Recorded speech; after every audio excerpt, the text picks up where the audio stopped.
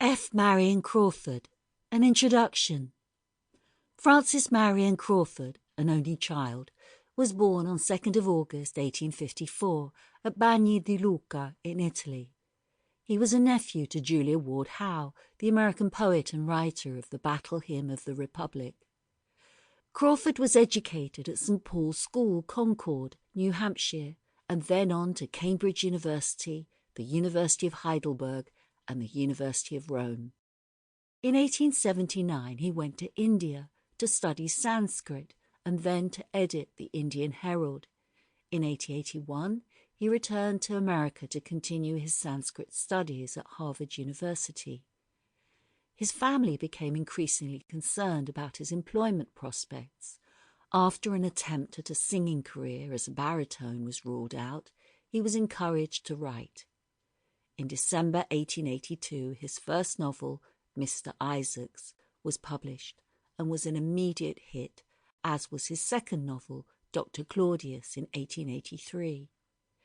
In October 1884, he married Elizabeth Berdan, and encouraged by his excellent start to a literary career, they returned to Sant Agnello, Italy, to make a permanent home, buying the Villa Renzi that then became Villa Crawford. In the late 1890s, Crawford began work on his historical works, which would later include Corleone in 1897, the first major treatment of the Mafia in literature. Crawford is also exceedingly popular and anthologized as a short story writer of bizarre and creepy tales.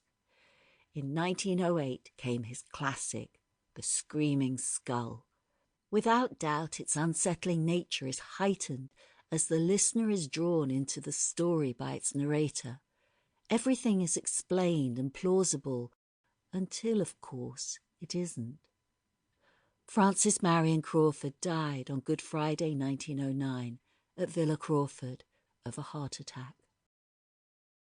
Set in Italy, For Blood is the Life draws us into a world usually beyond our senses. With Crawford's pen, the uneasy, horrific world of vampires is now upon us. The Dead Smile by F Marion Crawford. 1. Sir Hugh Ockram smiled as he sat by the open window of his study in the late August afternoon, and just then a curiously yellow cloud obscured the low sun, and the clear summer light turned lurid, as if it had been suddenly poisoned and polluted by the foul vapours of a plague. Sir Hugh's face seemed, at best, to be made of fine parchment, drawn skin-tight over a wooden mask, in which two eyes were sunk out of sight, and peered from far within through crevices under the slanting, wrinkled lids, alive and watchful like two toads in their holes, side by side and exactly alike. But as the light changed, then a little yellow glare flashed in each. Nurse MacDonald said once that when Sir Hugh smiled, he saw the faces of two women in hell, two dead women he had betrayed. Nurse MacDonald was 100 years old, and the smile widened, stretching the pale lips across the discoloured teeth in an expression of profound self-satisfaction, blended with the most unforgiving hatred and contempt for the human doll. The hideous disease of which he was dying had touched his brain. His son stood beside him, tall, white, and delicate as an angel in a primitive picture.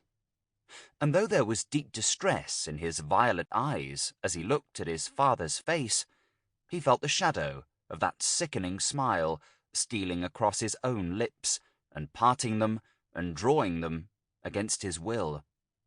And it was like a bad dream, for he tried not to smile, and smiled the more. Beside him, strangely like him in her wan, angelic beauty, with the same shadowy golden hair, the same sad violet eyes, the same luminously pale face, Evelyn Warburton rested one hand upon his arm. Sample complete. Ready to continue?